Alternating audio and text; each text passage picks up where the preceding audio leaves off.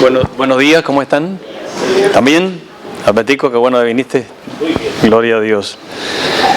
Vamos a abrir nuestras Biblias en el Evangelio de San Mateo, un texto que pone los vellos de los brazos de punta. Como que no nos gustaría nunca escuchar ese texto. Como que nos llama mucho la atención.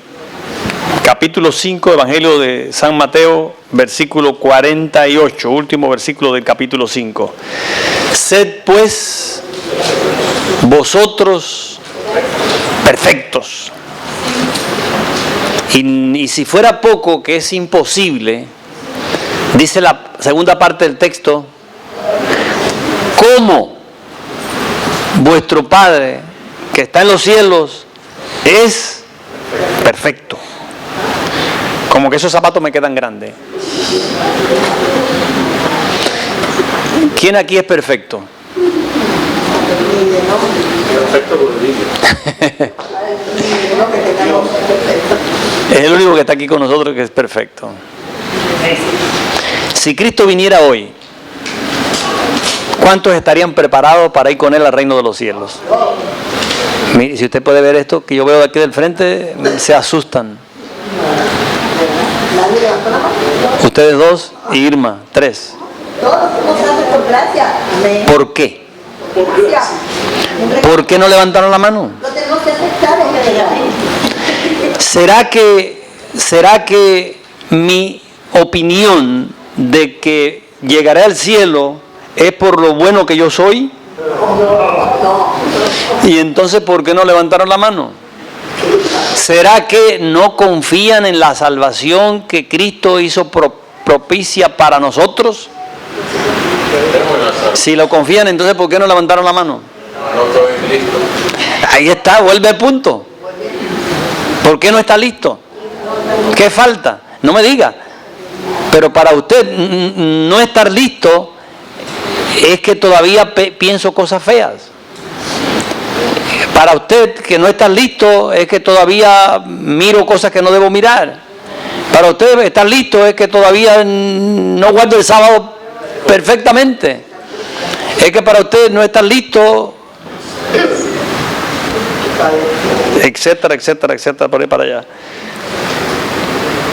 Hermanos, si nuestra salvación dependiera de la perfección que usted va a lograr aquí, ¿quién podrá ser salvo?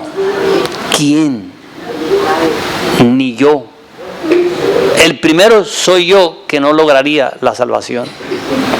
Porque como dijera el apóstol Pablo, de los pecadores yo soy el primero. Y es el gran apóstol Pablo, que yo no tengo ni para quitarme las chancletas, las sandalias. Hace unos días, una persona que recibió el llamado para bautizarse, yo le pregunto, ¿por qué no te bautizas? ¿Saben cuál fue la respuesta que me dio? No estoy preparada. Tengo cosas que arreglar. ¿Quién estará preparado? Solamente aquel que se entrega a Jesucristo y decide la vida cristiana estará preparado para el reino de los cielos. Solamente aquel que acepta a Jesucristo como su Salvador y decide la vida cristiana estará preparado para el reino de los cielos. Amén.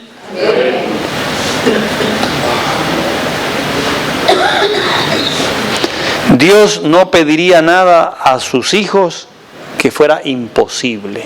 Miren, yo soy responsable de que usted no levantó la mano.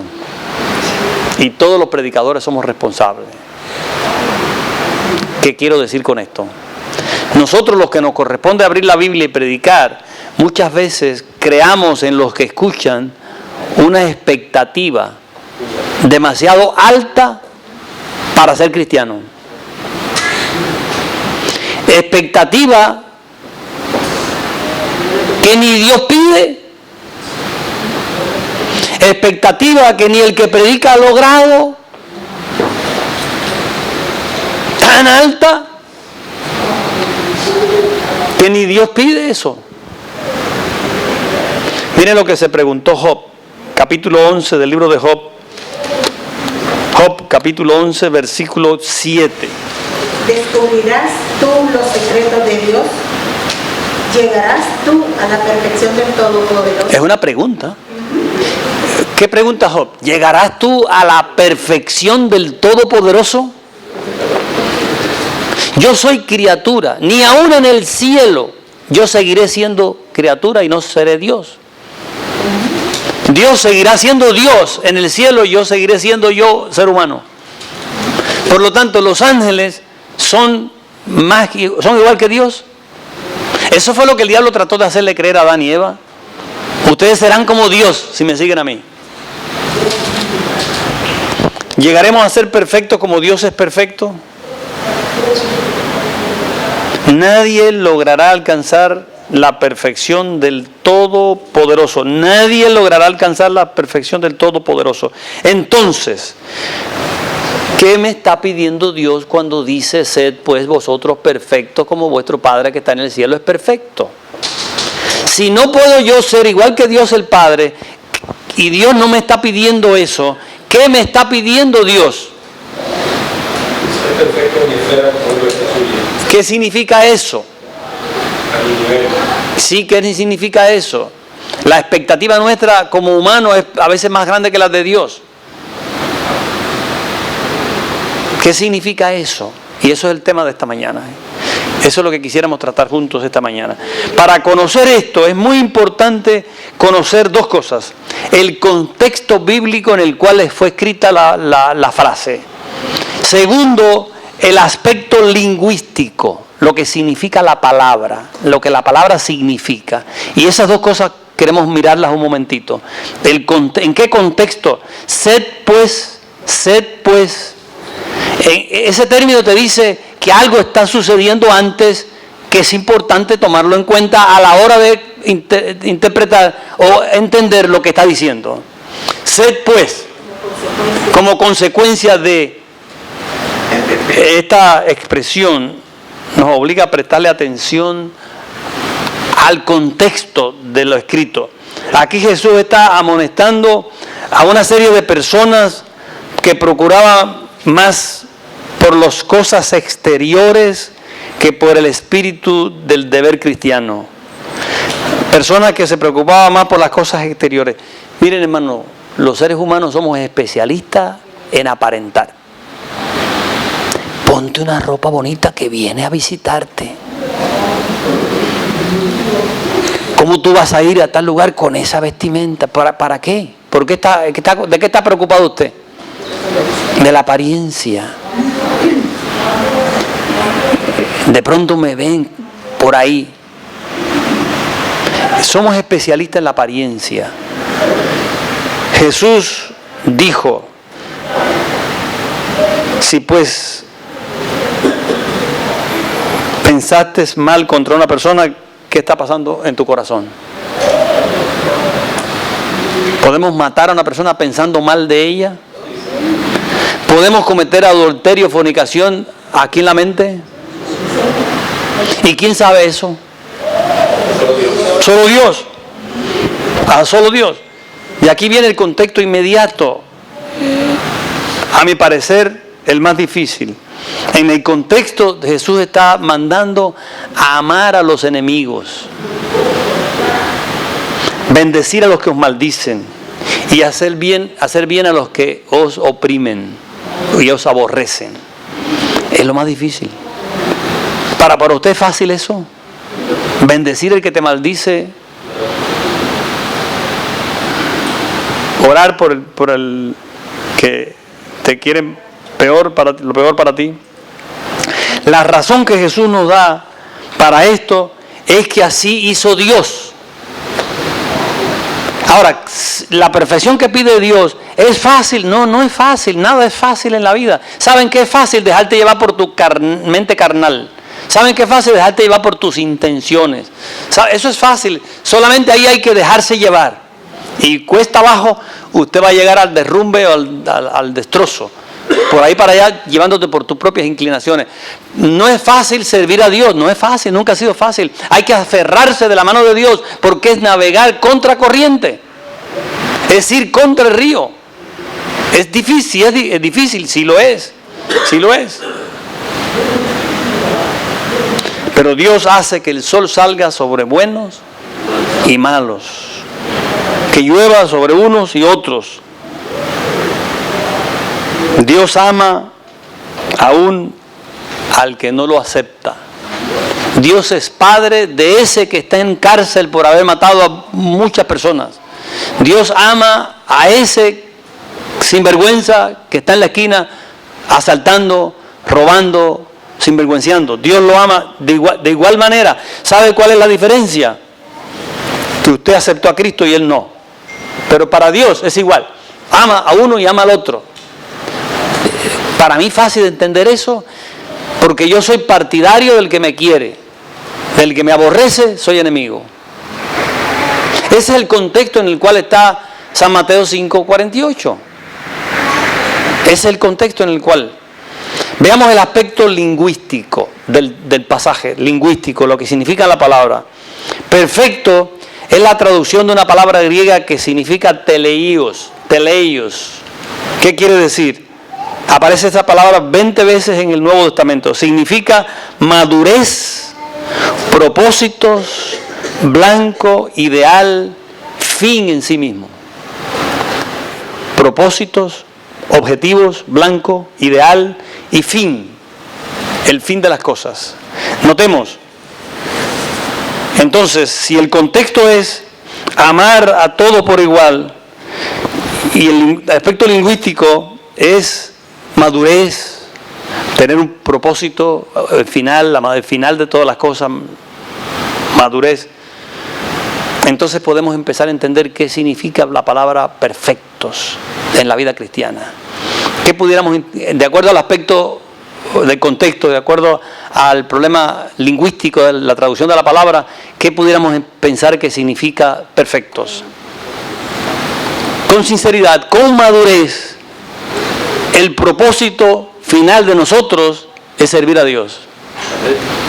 Con madurez, escoger con madurez. Por eso el texto bíblico, buscad primeramente el reino de Dios y su justicia, y las demás cosas vendrán por añadidura. O sea, con madurez, perfecto es que aquella persona, aquel cristiano que aceptando a Cristo, entregarse a vivir la vida cristiana, con madurez escoge primero el reino de Dios y su justicia, dándole en primer lugar a Jesús en su vida, y en ese camino puede equivocarse, pero será perfecto. Será visto por Dios perfecto. Puede equivocarse en el camino, claro. Miren, cuando usted va a 1 Corintios capítulo 1, usted encuentra que Pablo le dice a los cristianos, los santos, los santificados. Ahora, ¿usted ha leído el contexto de 1 Corintios? ¿Qué tema trata el apóstol Pablo con los hermanos que están en Corintios? Había una partida de sinvergüenzas en la iglesia. Y yo uso el término sinvergüenza para referir a algo que usted y yo conocemos. Mira, eran unos mujeriegos, eran fornicarios, eran ladrones, se tomaban las cosas que no eran de ellos. ¿Y cómo lo veía Dios a través del apóstol Pablo? Los santificados. Usted no es perfecto por portarse bien. Posiblemente hay cientos de personas en este mundo que se portan mejor que usted, pero están perdidos. Yo he conocido personas ante las cuales yo me quito mi gorra y hago reverencia. Personas correctas, honestas, de principios, de palabra, trabajadores, buenos padres, buenos esposos, fieles a su matrimonio. Pero de Cristo, nada. De salvación, nada. De Dios, nada. Como son perfectos, pero están perdidos. Perfectamente perdidos. ¿Por qué me atrevo a decirlo? Porque sin Cristo no hay salvación. Ahora, he conocido tremendos sinvergüenzas, pero en Cristo. Y yo cuando hablo de sinvergüenza es sin exagerar. Para mí sinvergüenza es aquel que se porta mal. No sé si para usted, sea cual fuera el defecto, sin sin más exageraciones, es aquel que se porta mal. Y el primero soy yo. El primero soy yo. Pero Cristo murió por mí para darme derecho a la salvación. Y mientras yo con madurez escoja primero el reino de Dios y su justicia y dedique mi vida para servir a Dios, aun cuando en el camino me pueda equivocar, yo soy visto por Dios perfecto. Ahora, eso únicamente es aceptable cuando creemos en Dios, porque para mí es inaceptable. ¿Cómo Dios va a una persona intachable, la va a relegar a un segundo plano, y a mí que soy un sinvergüenza me va a dar prioridad? Eso no cabe en mi mente, porque para mí Él merece el lugar mejor que yo. Pero en ningún otro hay salvación, porque no ha sido dado un nombre debajo del cielo dado a los hombres en quien podamos ser salvos, es en Cristo Jesús. ¿Entendió lo que significa perfección? Eso es perfección. Mire, busquemos capítulo 19 de San Mateo. ¿Qué debo hacer para heredar el reino de los cielos? Capítulo 19, versículo, en la experiencia del joven rico, versículo 21. Capítulo 19 de San Mateo, versículo 21. Si alguien lo encontró primero que yo, léalo, por favor. Si quieres, Jesús, 21. Sí, Jesús le dijo, si quieres ser perfecto, anda, vende lo que tienes, dalo a los pobres y tendrás tesoro en el cielo. Y ven, sígueme. Si quieres ser perfecto, ¿qué cosa? Con madurez, escoge primero seguir a Jesús. ¿Sí? ¿Le estaba diciendo Jesús que regalara todo lo que tenía y se lo diera a los pobres? ¿Estaba el enfoque en eso? ¿O estaba el enfoque en una elección? El punto aquí es que había algo que interrumpía que él siguiera a Jesús. El problema no es que tenía que entregar el dinero. Había algo que estaba interrumpiendo que el joven siguiera a Jesús, y ese algo era el dinero. Para otros, seguir a Jesús pudiera ser que lo interrumpe el sexo. Para otros, seguir a Jesús puede ser algo que lo interrumpe un automóvil, el trabajo, prioridades, cosas que son prioridades en su vida. Para el joven era el dinero. Jesús no estaba diciendo entrega el dinero. No es eso lo que es. El punto aquí no era el dinero. El punto aquí es lo que estoy queriendo decir. Con madurez, escoger seguir a Jesús y vivir la vida cristiana por encima del dinero. Miren, yo recuerdo una señora que conocí en New Jersey, en Perth Amboy, New Jersey. Esta señora tenía un centro de belleza, un lugar donde hacían masajes, donde pintaban uñas, donde cortaban pelo, y tenía varias peluqueras y varias personas que trabajaban para ella, y era la dueña. ¿Cuál es el mejor día para el trabajo? Sábado, termina la semana. Para el weekend las mujeres quieren arreglarse el pelo y cortarse las uñas y pintarse las uñas para el fin de semana. Y esta señora vino a una conferencia que dio el pastor Esteban Bohr en una iglesia, en la iglesia de Perth Amboy, y estuvo todas las semanas, fueron 2 semanas seguidas, todas las noches. Esteban Bohr era el coordinador hispano de la conferencia, y esta señora vino todas las noches. Y ahora llegó la encrucijada: acepta a Cristo como su Salvador, se sintió llamada por el Espíritu Santo, y nos llama al pastor Bohr y a mí, nos dice, ¿qué debo hacer? Aquí a donde me produce mi dinero es el sábado. ¿Cómo yo voy a cerrar el negocio el sábado, que es el día que produce dinero, para irme a ir para la iglesia? Eso es imposible. El pastor Bohr le dijo unas palabras que yo no sé si yo se las hubiera dicho, pero creo que fueron las más sabias. Le dijo, hagamos algo. Vamos a probar a Dios. Vamos a cerrar el negocio un mes. Y abre el domingo. Ella no abría domingo. Vamos a abrir el domingo y vamos a cerrar el sábado. Si usted ve que le va peor, dígale a Dios, yo probé contigo, tú no me ayudaste, y regreso a abrir los sábados. Si te va mejor, entonces es que Dios tiene razón con lo que dice. Hicimos un convenio, oramos, y la señora anunció a sus clientes, puso un letrero en la puerta de cristal del negocio: a partir de tal fecha los sábados serán cerrados, pero abriremos los domingos todo el día. Hermano, para no cansar de la historia, aquella señora escogió con madurez seguir la palabra de Dios. Y todo aquel que escoge primero seguir la palabra de Dios no será defraudado. Amén. No será defraudado.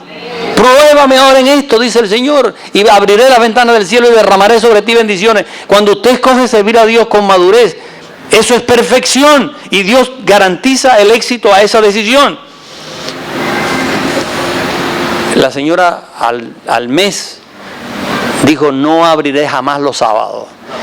Estoy haciendo el doble de dinero cuando abrí domingo. Gloria a Dios. O sea, lo del sábado se quedó chiquito. Lo que ganábamos el sábado, ahora el domingo gano más que el sábado. Y hoy es una mujer, una hermana cristiana con su negocio muy próspero, hasta donde conozco. ¿Por qué? Porque Dios está en compromiso con su palabra, con lo que ha prometido. Cuando usted escoge con madurez, no es que usted se porta bien y entonces merece el cielo. No, ese no es el punto. Merecer el cielo es para aquel que escoge con madurez a Dios sobre las cosas materiales, a Dios en primer lugar, y a Jesús como su Salvador personal. Ese es perfecto. Eso es lo que decía el apóstol Pablo a los Corintios. Los santificados, que se portaban mal, sí, que eran sinvergüenza muchas veces, sí, pero Dios los estaba ayudando. Cuando usted escoge a Cristo como su Salvador personal y escoge la vida cristiana, Dios se encarga de ayudarte en tus debilidades. Dios se encarga que en el momento que eras débil, entonces eres fuerte. En donde no podías, ahora puedes. Donde tenías problemas, ahora no tienes problemas. En la pierna coja se pone fuerte. Eso es lo que Dios ha dicho en su palabra. Ahora, ¿es posible ser igual a Dios? Nunca podremos ser perfectos como Dios es perfecto. Pero cuando tú escoges a Jesús como tu Salvador personal, Dios te acredita la perfección de Jesús a tu vida. Y usted es visto no de acuerdo a tu pecaminosidad, sino de acuerdo a la santidad de Cristo. La vida de Cristo, recuerden, por la vida de Cristo usted es santificado. Por la muerte de Cristo usted es justificado. ¿Qué significa justificado? Bienvenido, felicidades. ¿Qué significa justificado? A ver, ¿qué es justificación? Que ha sido perdonado. Que ha sido perdonado, que ha sido salvado, que da derecho al cielo, justicia imputada, justicia imputada. Justificación, en pocas palabras, dice la hermana White, que es que Dios hace por el hombre lo que el hombre no puede hacer por él mismo. Eso es justificación. Dios hace por el hombre lo que el hombre no puede hacer por sí mismo. ¿Qué es santificación? Cuando es apartado. Cuando usted se separa para Dios. Y a pesar de tus imperfecciones, permaneces en Jesucristo. Él comienza una obra de transformación. Cada día es diferente, es como la luz de la aurora, que va en aumento hasta que el día es perfecto. Ahora, ¿eso cuánto tiempo dura? ¿Ya usted lo logró? Sin embargo, miren, yo soy adventista desde los 13 o 14 años. Cuando mi madre entró al Evangelio, después entró mi hermana y finalmente entré yo con 13 o 14 años. Yo me bauticé como con 15 años. Pero si yo les digo quién yo era, le he contado algunas veces, y lo que Dios me permitió hacer por su gracia, yo glorifico el nombre de Dios.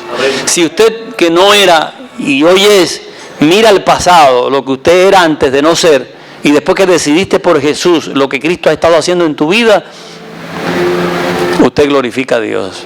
Porque si usted guarda una relación con el Señor, tu vida va a ir creciendo. Tu experiencia espiritual va a ir en aumento. Tu encuentro con Jesús es permanente.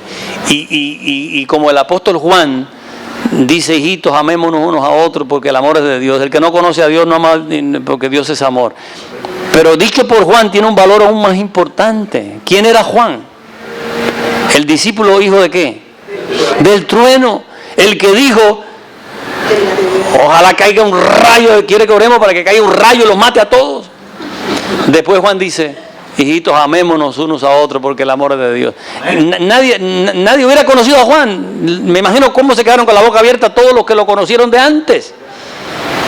Me imagino que tu amigo o tu amiga de por allá del barrio donde te criaste, cuando regresas ahora de vacaciones y te conocen, dicen, oye, pero ese no eres tú. No eres el mismo. Mira que has cambiado, cuán diferente eres. Antes iba con nosotros a la borrachera, ya no, ahora quieres ir a la iglesia.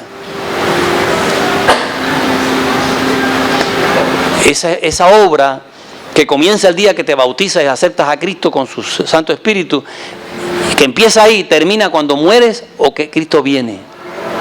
Mientras tú estás en ese proceso de obra de Dios, del Espíritu Santo en tu vida, tú eres visto por Dios perfecto. Si Cristo viene en la mitad de ese camino, tú eres salvo. Cuando pregunten si tú estás en Cristo y has aceptado a Cristo y vives para Él y tu vida es de Él, cuando pregunten, ¿quieres decir si eres salvo o no eres salvo? Si Cristo viniera hoy, levante la mano, usted es salvo. Nunca ponga en duda lo que Dios ha hecho en la cruz del Calvario.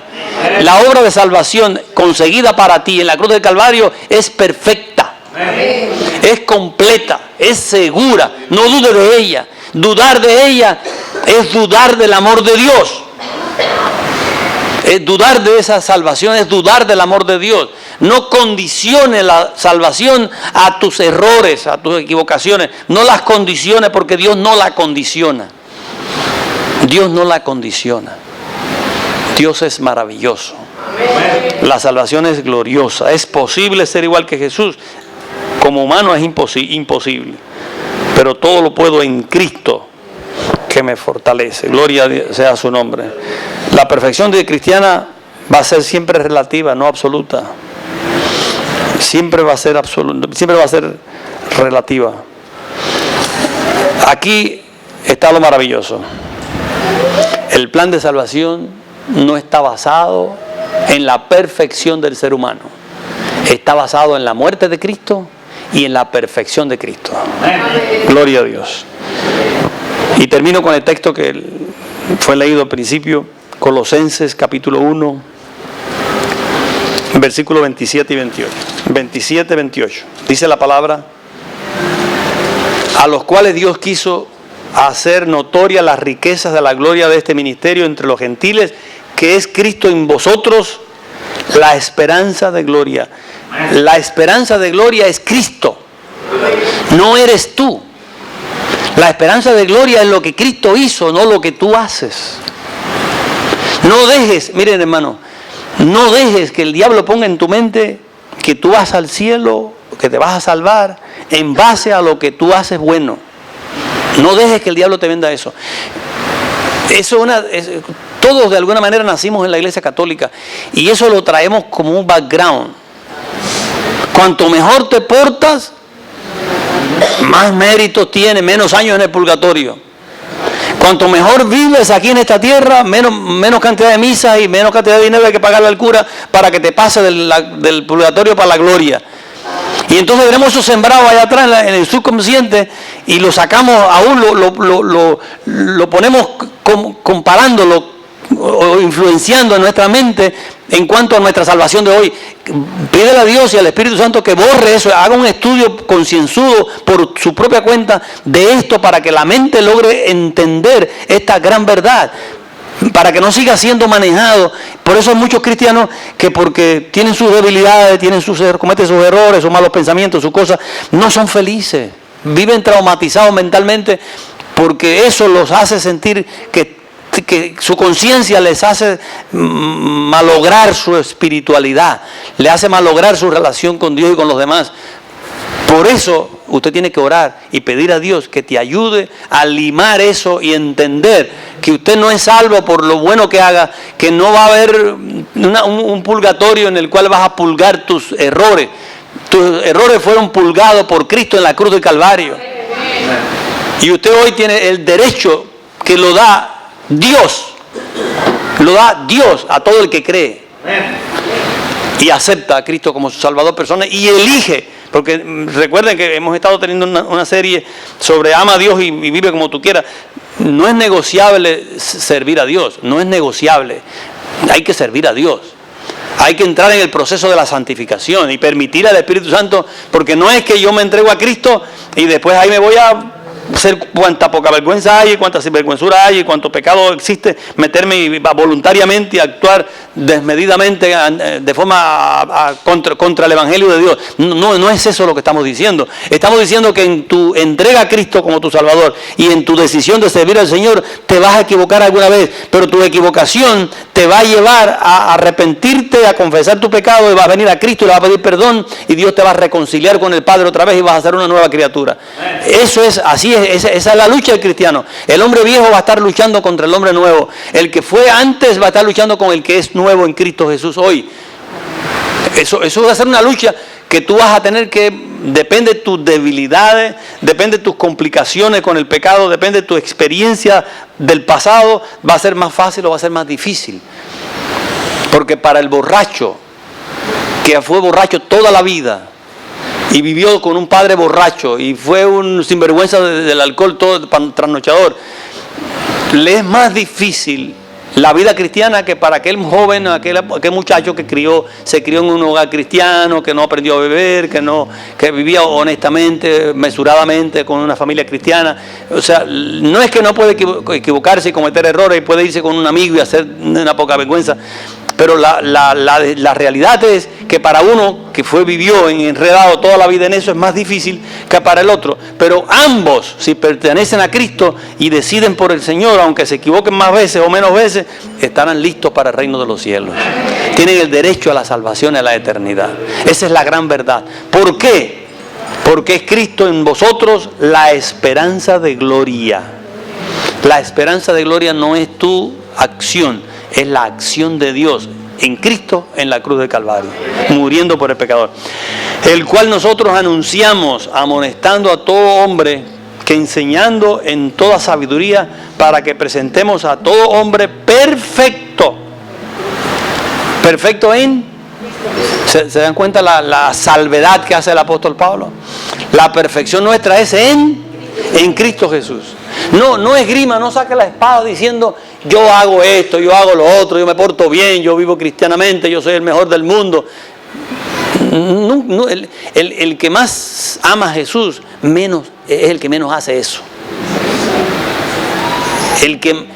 Yo tengo mucho miedo de esas personas que sacan la espada de su perfección y siempre dicen, porque yo soy cristiano 20 años o 30 años, porque yo esto, porque yo lo otro, porque yo aquello, porque yo aquello, porque yo lo otro.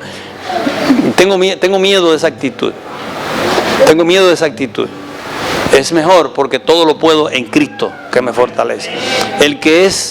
Cuanto más agradecido estoy de la salvación, de la gracia de Dios, menos alarde hace de sus obras. Y más condescendiente es con el que se equivoca. Así que démosle gracias a Dios. Somos perfectos, somos vistos perfectos a todo hombre en Cristo Jesús. Gloria sea su nombre. Que Dios bendiga a su iglesia. Cristo viene hoy, sí voy a ser salvo. Por la gracia de Dios. Si Cristo viene hoy, sí voy a ser salvo. Por la gracia de Dios. Que Dios le bendiga.